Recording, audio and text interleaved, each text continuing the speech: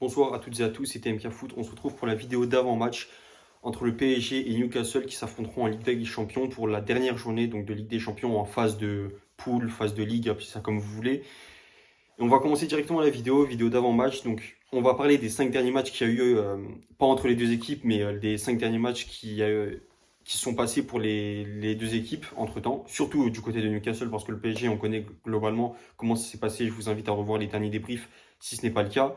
Ensuite, on parlera des formes, de comment va l'équipe, tout naturellement, de comment elle joue, surtout pour le côté, on va dire, explicative et découverte de Newcastle. Ensuite, on verra par rapport à la confrontation, comment est-ce que ça se passera, mon pronostic par rapport à ce match, qui est-ce qui gagnera selon moi. Et on parlera des compositions probables. Voilà, et de ce qui se passera globalement, ce qui peut arriver pendant ce match. Donc, on va dire la sorte de conclusion ou qu'est-ce qui en sera, qu'est-ce qui va devenir de ce match-là ensuite. Donc pour parler de Newcastle, sur les 5 dernières rencontres, ils ont joué en... Je vous l'affiche, vous savez quoi, je me décale un petit peu, je vous l'affiche ici. Leurs 5 dernières rencontres, c'est un FA Cup contre Bournemouth. Au final, ils gagnent 4-3, si je dis pas de bêtises. Ouais, ils gagnent 4-3 au tir au but. Ensuite, ils jouent contre... je sais pas si je vous le dis dans l'ordre, de toute façon, vous le voyez. Ils jouent contre... alors là, je suis en train de perdre le nom de l'équipe. Je sais plus du tout contre qui ils jouent. Bournemouth, après tu joues. Ils jouent Manchester City. Ils jouent Manchester City. Ils perdent 2-0 contre eux en FA Cup. FA Cup ou FL Cup, peu importe. Et c'était le match aller. Le match aller qu'ils perdent. C'est compliqué pour eux. Ils méritaient de perdre. Pareil que contre Bournemouth, le match où ils ont gagné, mais bon. Ils ont gagné parce qu'ils ont une meilleure équipe tout simplement et c'est très juste. Mais là, contre Manchester City, il méritait de perdre 2-0. Wolverhampton, match nul, et il était vraiment nul. Il méritait ce nul. À peine, mais parce que Wolverhampton n'a pas fait plus que ça, c'est le dernier de Première Ligue, donc forcément.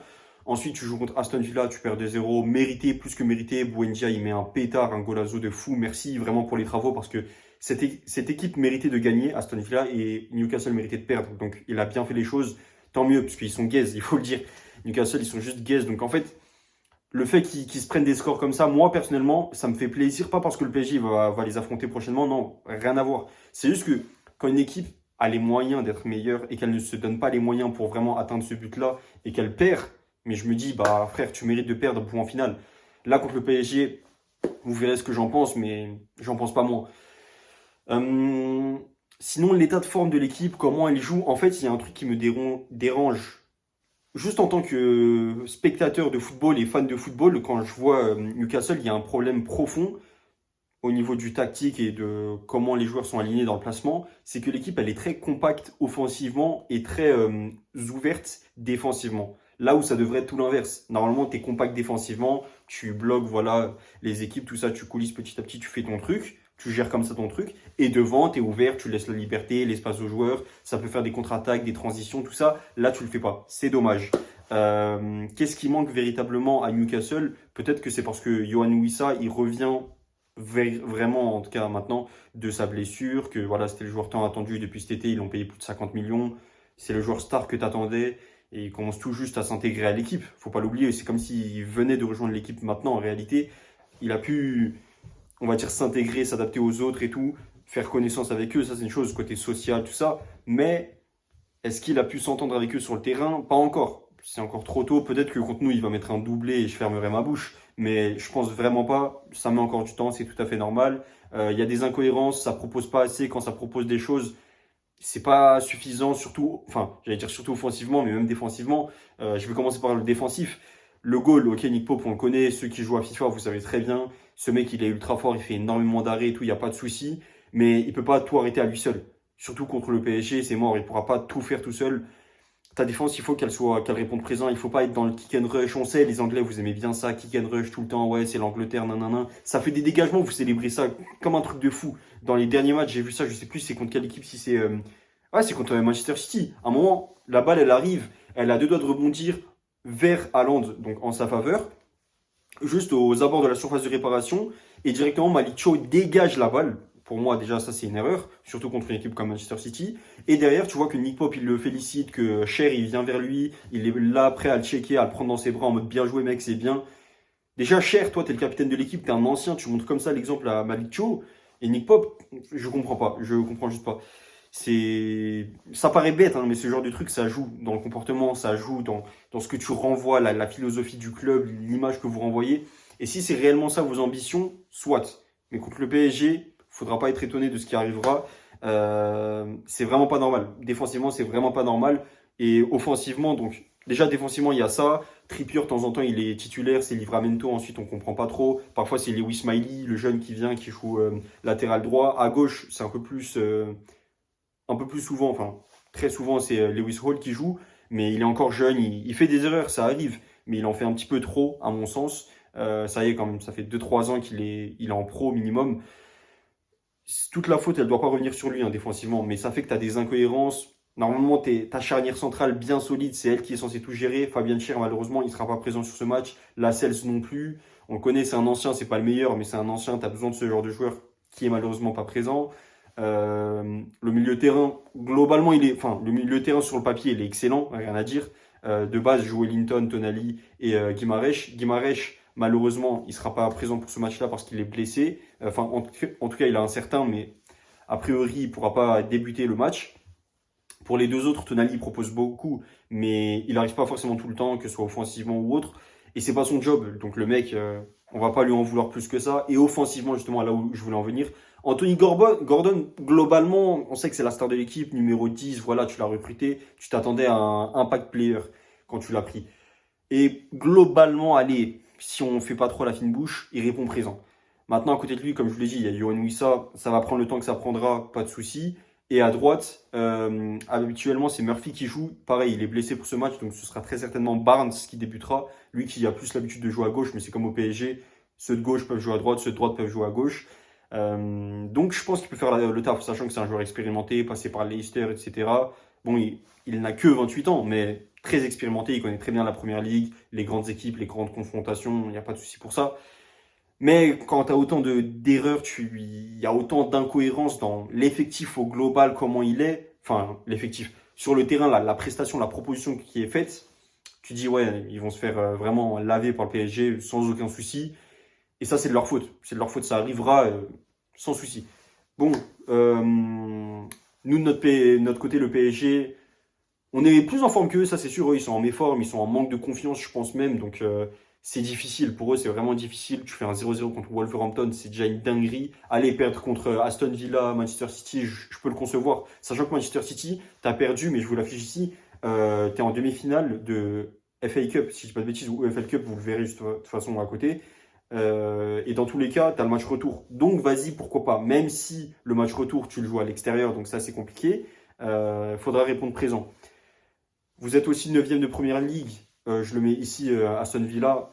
Faut se réveiller. Aston Villa, pardon. Newcastle, faudra se réveiller parce que, ok, c'est pas non plus délirant, c'est pas non plus alarmant d'être 9e de première ligue. Mais quand tu as des équipes qui sont censées être depuis le début de la saison moins bien que toi en termes de forme, de ce qu'elle a proposé jusqu'ici. Il y a des équipes comme Liverpool, Manchester United et d'autres qui sont devant toi. Tu te dis, mais attends, il y a un problème là. Comme on dit, il y a un champignon dans le potager, pour pas être vulgaire, mais il y a un problème. Donc, il faut qu'il se réveille. J'espère pour nous, le PSG, que ce ne sera pas sur ce match-là, mais il faut qu'il se réveille. C'est pas alarmant non plus, mais ça peut commencer à l'être. Et encore, si sur 2 3 matchs, tu continues à ne pas trouver le chemin des filets, à ne pas trouver le résultat victorieux. Donc ça risque d'être compliqué. Maintenant, voilà, tout peut arriver sur ce match-là. Moi, je pense que le PSG, on est quand même plus en forme, on est plus en confiance. Voilà, en plus, on a recruté le jeune Dro. Ça fait plaisir, même s'il ne pourra pas débuter ce match-là, il ne sera même pas remplaçant parce qu'il n'est pas sur la feuille de la liste UEFA. Mais en tout cas, je pense qu'on a plus de clés qu'eux, on a plus d'armes qu'eux pour pouvoir gagner le match, pour pouvoir aller plus loin. Donc, à voir ce qu'il en sera. Je vais vous afficher les compositions d'équipe également. Composition probable, évidemment, parce que je ne suis pas devin. La compo probable de Newcastle, on termine avec eux. On termine le sujet sur eux. Je pense que ce sera Nick Pope au cage. Sur les côtés, on aura donc qui j'avais mis. On a mis Trippier à droite. Et je me trompe pendant que je le dis. Donc, on a mis Trippier à droite. À gauche, on a mis Lewis Hall. En charnière centrale, donc Botman. Et à côté de lui, Malik Thiaw. Botman, parce que justement, Fabien Cher, il est blessé malheureusement. Milieu de terrain, on aura Lewis Miley qui reviendra justement à son poste de prédilection. Avec lui, Joe Linton et Tonali. En attaque, numéro 9, Yohan Wissa. À droite, Barnes et à gauche Gordon. Même si vous l'avez compris, dans le match, il y a moyen qu'il permute, que Wissa vienne proposer sur les côtés. Parce que c'est un ailier numéro 9, un peu des deux, un attaquant buteur, comme j'aime bien dire. Donc il pourra être là pour eux également les soutenir. Nous, de notre côté, le PSG, je vous la mets. 4-3-3 aussi classique. Lucas Chevalier au cage. À droite, je pense que ce sera Zahir Emery qui sera à droite. Si je dis pas de bêtises, j'ai mis Zahir Emery. Défense centrale, donc Marquinhos Pacho. À gauche, Lucas Hernandez, parce que Nuno Mendes est toujours blessé, donc il pourra malheureusement pas jouer. Lucas Hernandez, au dernier match, qui a fait le taf, donc a priori, ça devrait pas être si compliqué que ça de pouvoir gagner.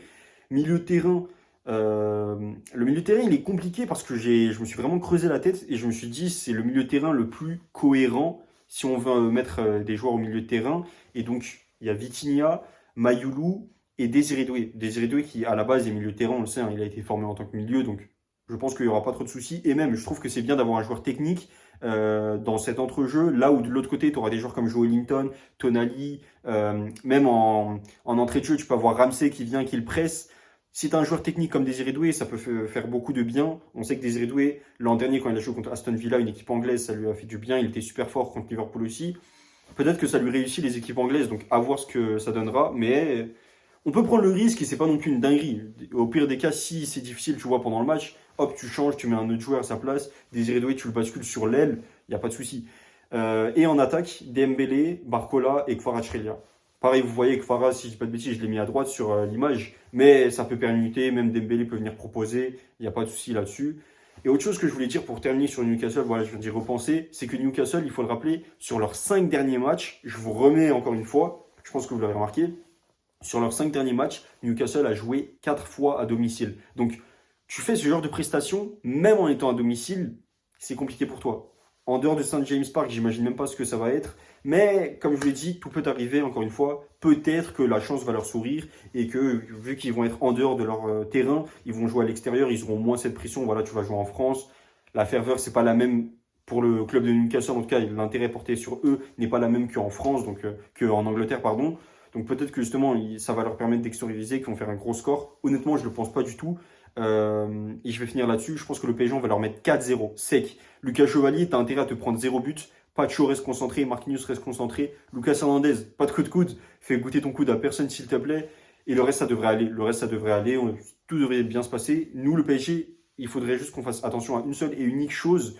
Jouer notre football, la défense, rester concentré, c'est tout. On applique ces deux choses. Pour moi, c'est impossible qu'on perde le match. Peut-être qu'on ne gagnera pas 4-0, mais très honnêtement, vu comment ils ont joué Newcastle sur leur dernier match, je pense sincèrement que 4-0, c'est possible de le faire. C'est possible. Alors peut-être que ce sera difficile, mais c'est possible de le faire. J'y crois dur comme fer. On verra de toute façon demain soir. On aura la réponse d'ici là. Et moi, je vous dis bonne soirée. On se retrouve demain. D'ici là, il y aura aussi des vidéos verticales qui vont sortir, pardon. Donc, on pourra en discuter tranquillement. Je vais faire un petit... d'ici quelques minutes, il y aura un petit live sur TikTok pour discuter un peu du match, un peu se chauffer, voir la hype. Si vous pensez que justement, on va perdre ou gagner ce match, moi, je pense dur comme fer, comme je vous l'ai dit, qu'on gagne. Au final, on verra. Merci de m'avoir écouté encore une fois. C'était TMK Foot et on se dit à demain soir. Salut!